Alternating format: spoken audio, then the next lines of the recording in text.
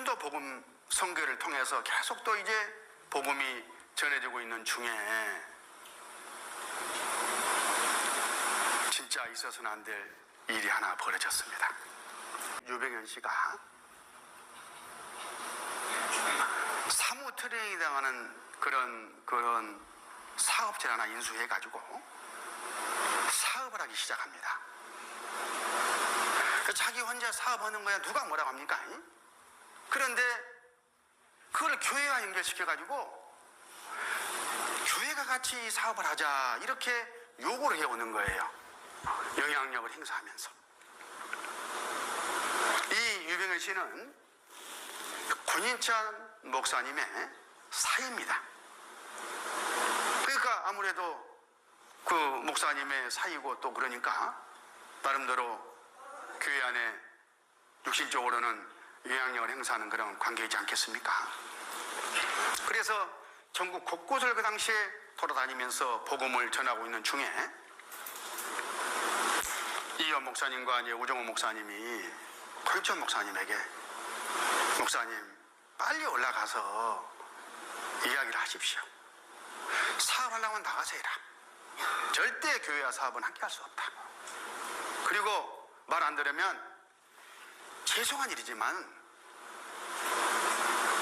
잘라내세요. 교회가 사업할 수는 없습니다. 교회 안에 세상에 들을 수는 없습니다. 우리가 어떻게 배웠습니까? 이러면서 강력하게 이제 권면해가지고 권인찬 목사님이 서울로 가서 그 당시에 제가 알기로는 부산인가 이쪽에서 집회를 하고 계셨다고 그래요. 이제 사이에게 손을 떼라 하고 올라갔는데 결과적으로는 그 인정줄이 더 셌던 것 같아요. 사이에게 그냥 오히려 졌습니다. 그래가지고 교회와 사업이 분리되지 못하게 되니까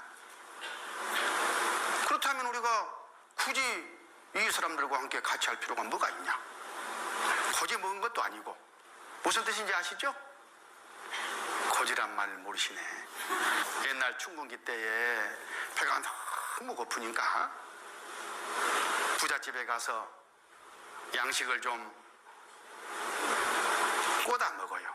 그리고 나중에 농사 지을 일이 있으면 그때 일해주기로 하고 그걸 고지라고 하는데 이 목사님 입장에서는 고지 먹은 것이 없잖아요.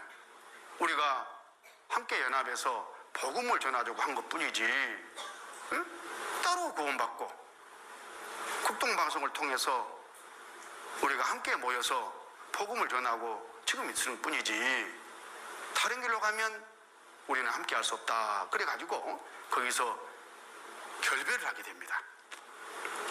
그때가 1982년이었습니다.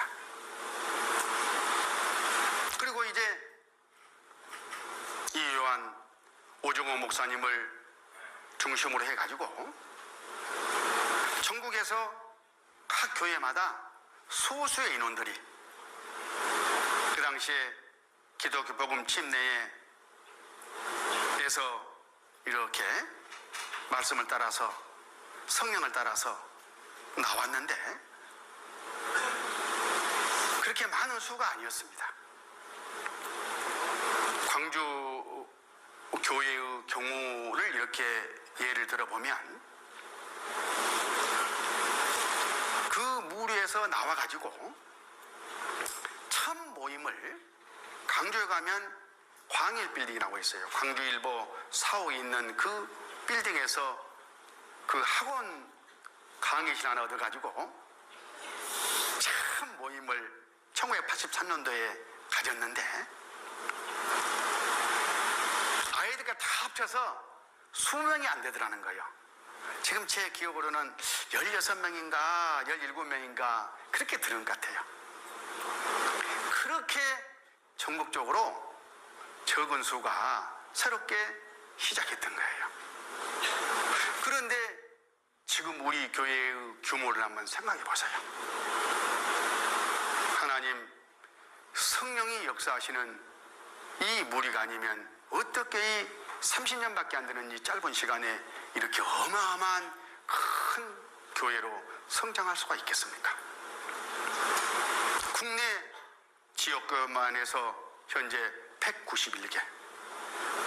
그리고 해에 우리가 직접 파송하고 직접 우리가 이렇게 물질적인 후원을 하면서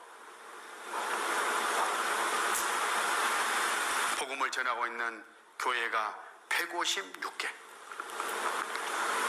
그리고 단기 파송이다, 아프리카처럼 또 현지 목사님들이 구원을 받고 또 그분들이 또 연합해서 복음을 전하는 그런 무리들까지 하면 세계적으로 그렇게 어마어마한 그런 무리로 성장을 했습니다.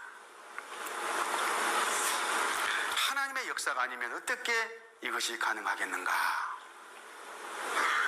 하는 우리는 자긍심을 가질 수가 있는 겁니다. 그런데 그 기독교 복음 침례에서 우리 교회가 나눠지는 이 부분에 대해서 하나님의 그 역사를 말씀으로 이렇게 들여다보면 거기에 역사하고 계시던 성령님께서 이 교회가 부패하고 타락해 가니까 정도 이상으로 넘어가니까 진리를 말씀을 수호하고 따르는 그런 식구들을 거기서 구별해 냈습니다. 성령께서 촛대를 옮기신다 하신 말씀이 요한계시록 2장에 있는데 촛대를 옮기신 거예요. 그리고 촛대를 옮기신 그 소수 무리들을 통해서 계속 이제 복음의 역사를 이루어신 겁니다. 그게 바로 지금 우리 교회다, 그런 뜻입니다. 극동방송을 통하고 여러 지역에서 이제 복음을 전하는 가운데 많은 분들이 이제 구원을 받고 신앙생활을 하게 되니까 어떤 일이 생겨났냐 하면 기존에 이제 복음 없이 열심으로만 신앙생활을 하던 기존 교단 교회의 그런 신자들이 구원을 받으니까 어떻게 되겠어요? 이 새로운 무리, 새로운 모임으로 다 이렇게 나오지 않겠어요?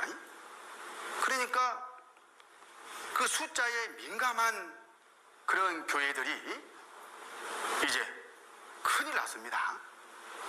자칫 잘못 가만 놔두면 다 저 교회로 가버리게 생겼잖아요. 그러니까 이제 있는 말 없는 말을 만들어서 공격을 하기 시작합니다. 그게 바로 우리 교회를 알지 못하고 함부로 이단이라고 말한 동기인 거예요. 제가 전에 고통하면서 취재하면서 확인한 내용이 바로 그거였습니다. 이건 복음을 위한 일이 아니구나, 주님을 위한 일이 아니었구나, 자기들 밥줄 때문에 그랬구나 하는 거예요. 그리고는 그런 무리들이 모여서 극동방송을 공격해야 되잖아요. 왜? 손을 떼게 해야 되니까. 그리고 각 지역은 새로 무슨 만들어진 그런 모임에 나가지 못하게 해야 되고, 그래서 그 사람들은 구원만 받으면 죄를 짓고 살아도 된단다, 뭐 기도도 하지 않는단다, 별의별 옳은 것도 몰라서 잘못 받으면서 공격하고 없는 일도 만들어내가지고 막 이렇게 공격하는 그런 일이 있었어요. 자, 그 당시에 제가 전에 취재하면서 무슨 문서를 하나 발견했냐 하면 이 장로교에서 극동방송 측에다가 공문을 하나 보내요. 당신들이 지금 데리고 쓰고 있는 권인찬이라는 그 목사 올바로 가르친다고 보느냐,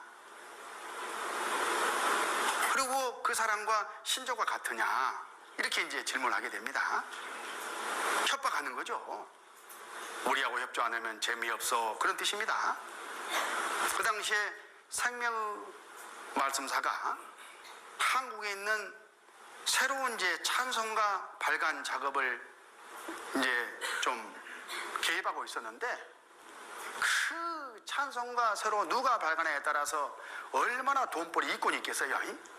그거에 대해서 이제 손을 떼게 하려는 그런 목적까지 겸해가지고 공무와 협박을 하는 거예요. 팀 선교회를, 미국에 있는 팀 선교회 본부에다가 이 공문을 보내게 됩니다. 그때 팀 선교회에서 그 당시에 방송부장 은혜의 아침을 운영했던 구인차 목사에 대한 신앙을 이렇게 말해요. 우리는 말씀을 올바른 전하는 목사를 선택하냐, 새 찬송가를 발간하는 그런 이권을 선택하냐, 둘 중 하나 선택하라면 우리는 말씀을 올바로 전하는 그 일꾼을 선택하겠다. 이야, 대단해요, 안 해요? 역시 팀 선교회죠. 그 공문을 한번 제가 직접 읽어드리겠습니다. 여기 이제 그 책 페이지인데, 먼저 앞에 보면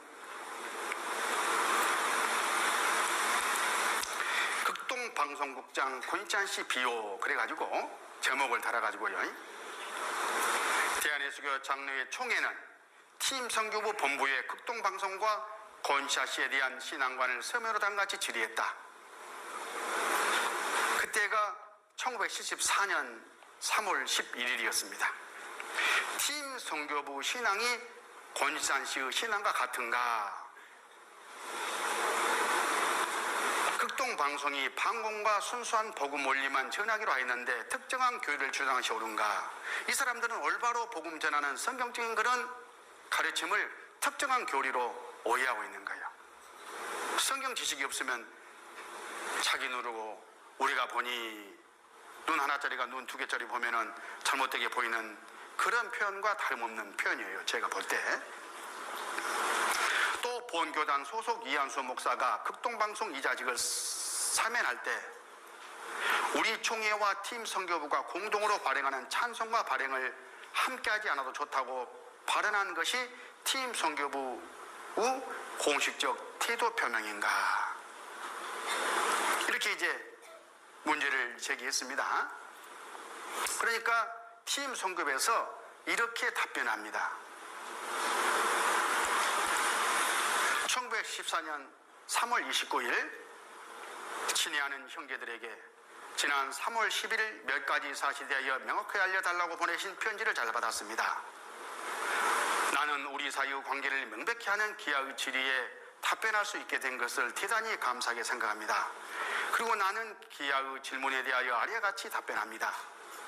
우리는 열애 전부터 권신찬 씨를 알고 있으나 권 씨의 설교를 가르치는 것이 우리 팀 선교부 신앙 구조와 반대되는 사실이 결코 없습니다. 우리는 권 씨와 여러 번 이야기한 결과 그의 신앙 신조는 팀 선교부 신앙과 하등 다름이 없다고 믿습니다. 이렇다니까 미국 팀 선교부가 우리 전하는 복음 믿음이 올바르다고 지금 선언해 주는 것과 똑같은 거예요. 우리 방송을 통해 우리가 잘못된 것을 가르치거나 교리적인 오류를 포함하고 있는 것이 무엇인지 우리는 기하에게 묻고 싶습니다. 잘못된 거 있으면 내놔봐라, 그런 뜻이죠. 여기 보면 그러나 우리의 신앙 신조가 같은 사람과 서적 발행과 같은 사업 중 이자 택일하라고 한다면 신앙 신조가 같은 사람과 일어난 쪽을 타겠습니다. 이렇게 공문을 보내는 거예요. 끝으로 우리 방송을 통해 잘못된 교리를 들을 때에는 우리에게 다시 편지 주시고 설명해 주시면 감사하겠습니다. 일리암 S. 윈첼 극동방송국장 이름으로 이 공문이 장로교 총회 쪽으로 갔어요. 이 공문 하나가 평신도 복음 선교회 시절 우리 복음 초창기 때 교회가 형성되어 가지고 복음을 전할 때의 그 모든 것들을 설명해 주는 거예요. 이 이상 확실한 그런 설명이 어디에 있겠습니까? 그렇게 지금까지 계속 달려왔으면 얼마나 좋겠어요. 그런데 문제는 유병현 씨가 교회의 사업을 끌어들이고, 물론 마귀의 공격이었습니다.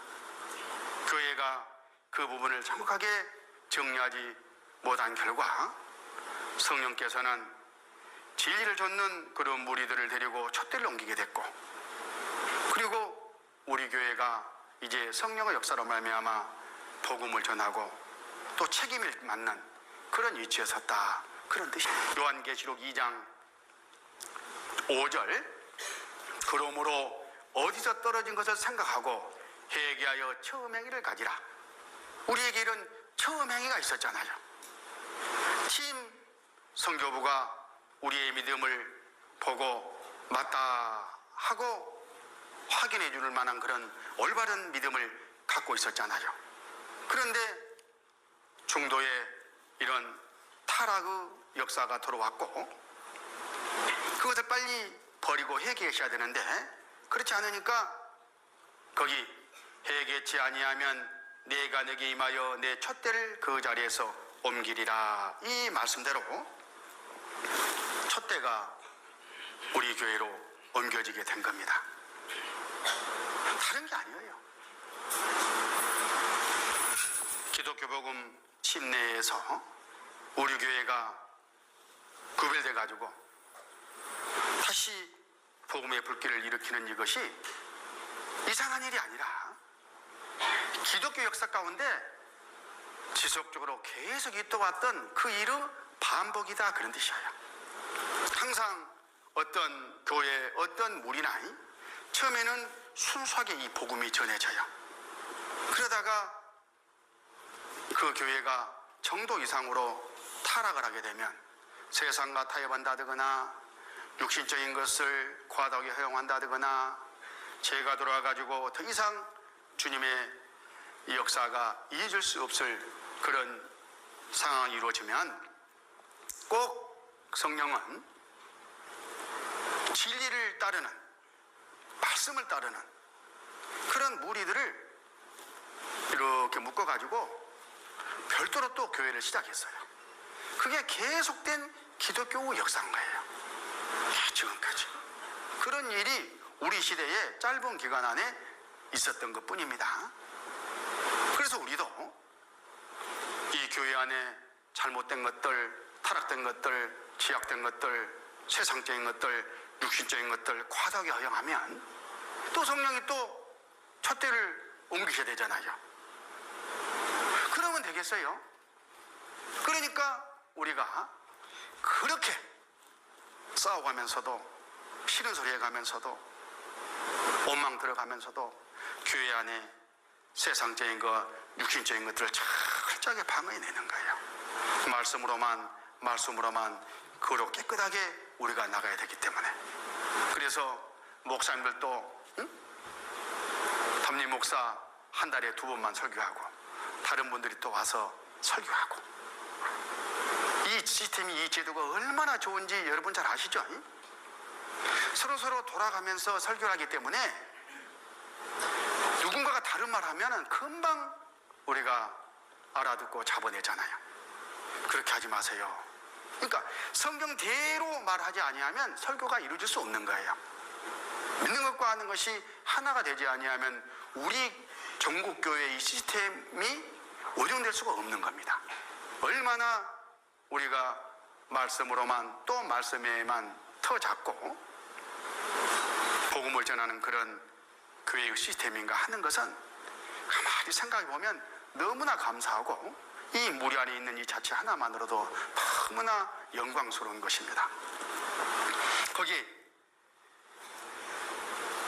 6절, 오직 내게 이것이 있으니 내가 니골라당 행위를 미워하는도다. 나도 이것을 미워하노라. 니골라당이라는 말이 나오죠. 이 니골라당이 뭘까? 이 교훈을 잠깐 받으면 14절을 보시죠. 14절. 그러나 내게 2가지 책망할 것이 있나니 거기 내게 발람의 교훈을 지키는 자들이 있도다.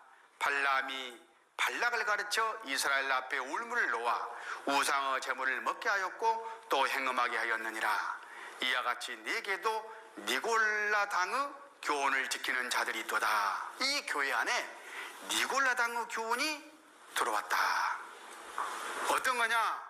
구약 성경의 발람, 발락 그 시절에 우상을 숭배하게 하고 또 행음하게 하고, 한말로 말하면 세상적인 것이 들어오고 육신적인 것이 판을 치고 주관하는, 또 그러한 행위를 허락하는 바로 그런 일, 그게 바로 니골라 당의 교훈이에요.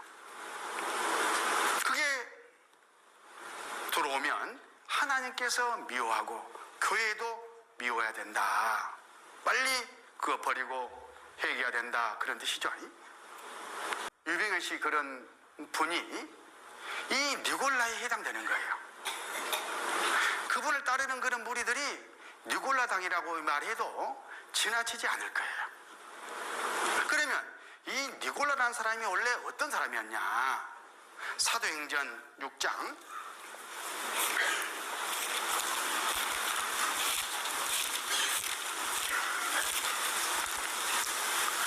사도행전 6장 5절, 사도행전 6장 5절, 온 무리가 이 말을 기뻐하여 믿음과 성령이 충만한 사람 스데반과 또 빌립과 브로고로와 니가노르와 디몬과 바메나와 유대교에 있고 한 안디옥 사람 니골라를 택하여 사도들 앞에 세우니 사도들이 기도하고 그들에게 안수하니라. 초대교회 때 사도들만으로 이 교회를 이제 관리하기가 너무나 힘들었어요. 그래서 거기 믿음과 성령이 충만하다고 여겨지는 그런 사람 7을 골라가지고 집사 직임을 주고 일꾼으로 세웠어요. 그러니까 사람 눈으로는, 사람이 볼 때는 야, 믿음 좋다, 야, 성령 충만하네, 대단하네 하고 이제 인정을 했습니다. 그래서 세웠는데 나중에 지나고 보니까 아까 교회 안에 하나님이 아닌 다른 것을 일본어로 성계하게 하고, 또 육신적인 죄를 막 허용하고,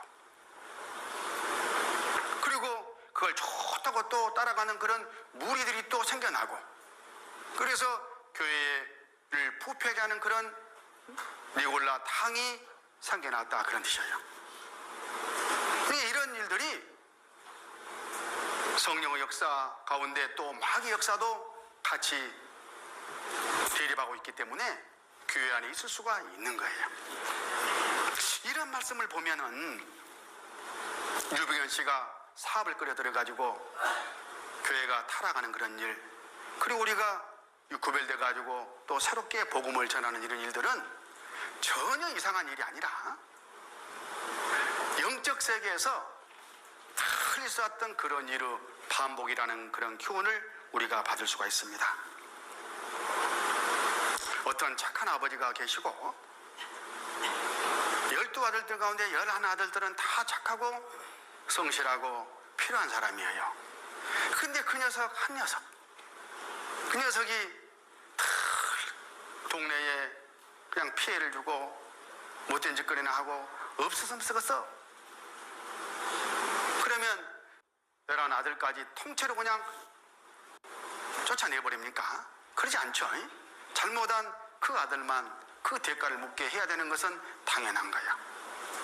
사과 박스가 있는데 사과 한 2서너 개가 썩고 있어요. 야, 이 사과 썩었네. 이 전체 사과, 몹쓸 사과네. 다 갖다 버립니까? 2-3개만 꺼내고 나머지 사과는 필요한 거예요. 그런 그 당연한 기본 지식만 가져도 이 주님의 역사, 복음의 역사 안에 잘못된 사람들이 등장하면 그 사람들만 딱 구별해가지고 하나님이 치리하시고 또 그 잘못을 알고 경계하면 되는 것이지, 왜 누가 무슨 악한 마음으로 정상적인 그런 무리들까지 함께 싸잡아서 구원 바라는 이름을 부르면서 진리와 우리가 이 말씀을 대적하는가? 잘못된 태도입니다. 예수님 12제자를 세우셨습니다. 그 제자 중에 유다, 세상에 자기 스승을 은 30냥에 팔아먹었어요. 배신자 중에 배신자고, 성경에 그것이 기록돼 가지고 기독교 역사 내내 유다는 배신자로 찍혀서 저주를 받고 있잖아요. 그리고 그 영혼은 물론 지옥에 갔습니다. 그런 제자랑 한때 함께 했다고 해서 예수님이 잘못되고 예수님이 이단이고 나머지 11 제자가 잘못되고 이단이냐 그 말이요. 그렇지 않잖아요. 이 단순한 원리만 생각해도 옳고 그름을 분별해서 정말 우리의 복음이 얼마나 든든하게 정상적이고 또 주님 앞에 올바로 우리가 자긍심을 가지고 살아가야 될 것인지를 우리는 교훈받습니다. 1983년도에 새롭게 이제 시작한 우리 교회 이름이 필요한 거예요. 사람이 태어났으면 이름 달아주잖아요. 그래 안 그래요? 집을 지었으면 집 앞에 문패 달죠. 그 문패와 그 이름 뭐 때문에 지어주고 답니까? 자기를 위해서 다는 거요? 남을 위해서 다는 거요? 남을 위해서 그런 겁니다. 저 사람이 나를 특정할 수 있도록, 확정할 수 있도록 정체성을 알리기 위해서 그러는 거예요. 그래서 우리도 대한예수교 침례에 하는 문패를 하나 달았어요. 교파가 아닙니다. 어떤 사람들은 교파라고 그러는데 그렇지 않아요. 교파가 아니에요. 그냥 남들이 우리 부르기 좋게 이름 하나 달자, 문패 하나 걸자 그래서 걸어놓은 거예요. 대한이란 말은 우리가 한국에서 살고 있으니까 대한, 예수교, 예수를 머리로 받드는 사람들이니까 예수교. 침례에 우리는 그 예수님을 구주와 임금으로 신앙 고백하는데 다른 방법이 아닌 물속에 들어갔다가 나오는 침례 형식으로 고백한다 해서 대한예수교 침례에 이렇게 이름을 하나 단 거예요. 얼마나 그 이름 하나만 봐도 성경적인 그런 이름인지 우리가 교훈을 받을 수가 있습니다. 성경에 교파는 없어요. 인정하지도 않습니다. 우리 교회는 선교사님들이 초교파적으로 와서 복음을 전해주고 초교파의 토대에 이 교회가 세워졌기 때문에 교파를 초월해서 진짜 예수님 피로 구원을 받고 복음을 전하는 그런 무리이면 세계적으로 어떤 교파이든 간에 상관없이 교제를 합니다. 문제는 진짜 그 사람들이 예수님 표로 구원을 받고 거듭난 무리이냐, 그것이 문제인 것이죠. 그리고 또 침례교든 장로교든 천주교든 감리교든 어떤 종교든 간에 이 성경의 복음을 필요로 하고 진리를 필요로 하는 그런 사람들이 있으면 구별하지 않고 누구에든지 어디서든지 이 복음을 전해주는 그런 신조를 우리 교회는 가지고 있습니다. 그리고 지금까지 그걸 실천하고 있는 거예요. 물론 그 구원파라는 말을 유병현 씨, 그리고 그 유병현 씨를 혹 비호하는 그런 기독교 복음 침례를 지칭하는 그런 의미로만 사용한다면 우리는 여기에 관여할 이유가 전혀 없습니다. 우리와는 전혀 이해관계가 없기 때문에 그렇습니다. 그런데 문제는 그 구원파라는 용어가 그걸 넘어가지고 또 악의적인 그런 잘못된 못된 사람들에 의해서 정상적으로 복음이 전해지는 우리 교회 같은 그런 교회를 공격하는 그런 목적으로도 싸잡아 사용되어 있기 때문에 우리는 이것을 방어하지 않을 수가 없다, 그런 뜻이에요. 구원. 말은 너무나 중요하고 소중한 말씀입니다. 구원이라는 말을 부끄러워해서는 절대 안 되는 거예요. 그 유병현 씨를 지칭하는 구원파, 그것은 잘못됐지만은 성경에서 말씀하신 구원은 그 이상 성스러운 말씀이 없어요. 왜 우리는 복음을 전합니까? 그 영혼을 지옥 가는 그곳에서 구원시키기 위해서 복음을 전하지 않습니까? 어떻게 천국을 갑니까? 구원을 받아야 천국에 갈 수 있잖아요. 바울 사도는 가는 곳마다 복음을 전했습니다. 그리고 함께 연합한 그런 무리들이 생겨났습니다.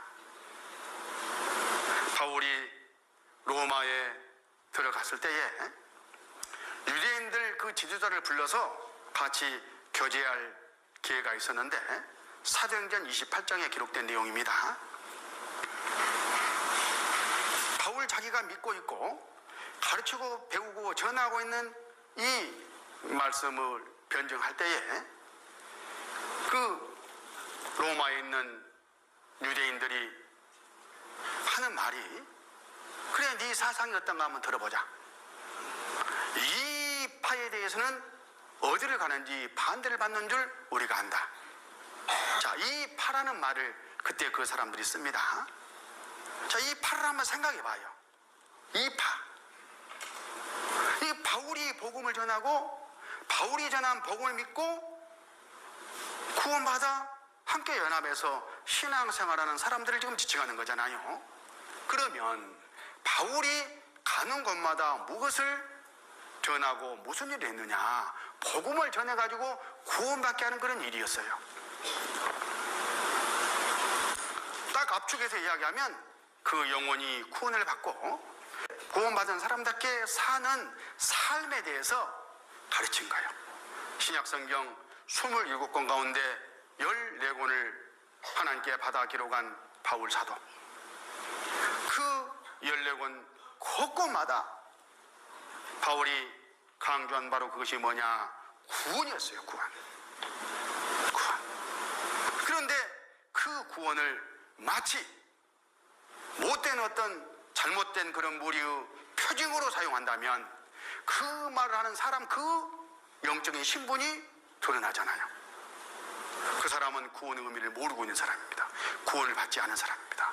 구원이 얼마나 절대적이고 소중한지를 모르는 사람입니다. 그 사람이 구원받지 못한 사람이란 증거인 거예요. 왜 우리는 그런 사람들이 쓸데없이 하는 소리에 흔들릴 필요가 있습니까? 그럴 필요가 없는 거예요. 우리는 성경에서 진리를 정확하게 확인하면 됩니다.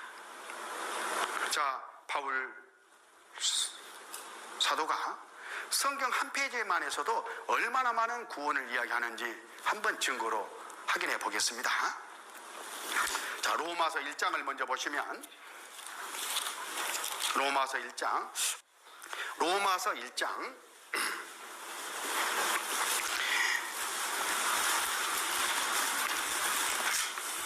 15절, 그러므로 나는 할 수 있는 대로 로마에 있는 너희에게 복음 전하기를 원하노라.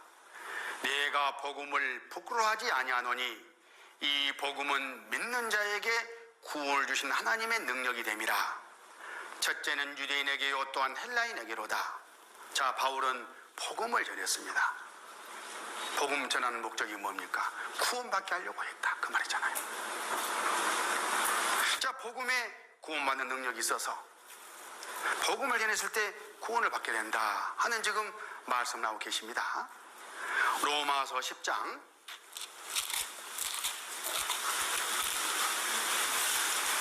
1절, 로마서 10장 1절, 형제들아 내 마음에 원하는 바와 하나님께 구하는 바는 이스라엘을 위함이니 곧 저희로 구원을 얻게 하려 함이라. 바울 사도의 마음에 간절하게 용수 넘쳐 올라온 그 하나가 있다면 뭐예요? 구원을 받게 하는 바로 그것. 구원. 9절 내가 만일 내 입으로 예수를 주로 시인하며 또 하나님께서 그를 죽은 자 가운데 살리신 것을 내 마음에 믿으면 구원을 얻으리니, 뭐 때문에 예수님을 믿습니까? 구원받으려고 믿는 거예요. 구원받는 것이 예수님을 믿는 거잖아요. 10절, 사람이 마음으로 믿어 의에 이르고 입으로 시인하여 구원에 이르느니라. 계속 구원입니다. 13절, 누구든지 주의 이름을 부른 자는 구원을 얻으리라. 이 잠깐 한 대구막에서만 있어도 얼마나 많은 구원이라는 말이 등장하는데, 함부로 구원이라는 이 소중한 지옥에서 천국 가는 그런 말씀을 어떤 자기 이해관계에 따라서 공격하는 그런 말로 사용한다면 그 사람은 틀림없이 우리 주님 불꽃 가운데 나타날 때에 심판을 받게 될 겁니다.